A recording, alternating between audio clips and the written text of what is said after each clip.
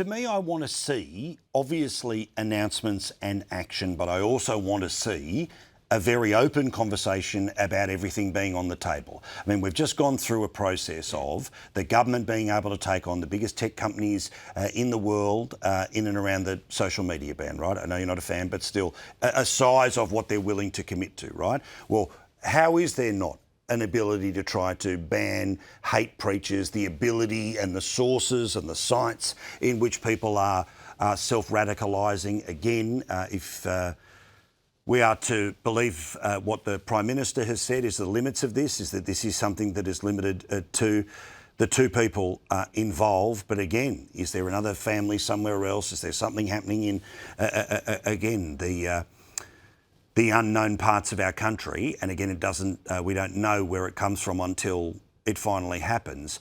I want to see that sort of stuff. I want to see that people of good faith like yourself are able to offer into the public discussion genuine attempts to cut the cancer out. Totally, Paul. I don't want to see a knee-jerk reaction. I want to see a no-holds-barred solution here. Solution, as I say, that reasserts our country's mission, our purpose, our unity, our harmony as a people.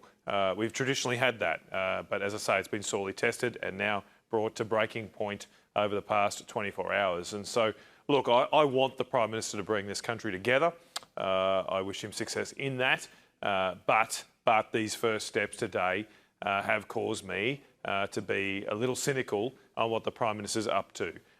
For him to so immediately turn to just simply seeking to turn this to a gun reform issue, to me, misses the whole point. And perhaps, as I say, quite cynically, just seems to align with what a Labor Party or a Labor government might want to do anyway. Clearly, I think most people, good faith people, as you say, can see that yesterday has a lot more to do than simply the firearms these two evil people were holding.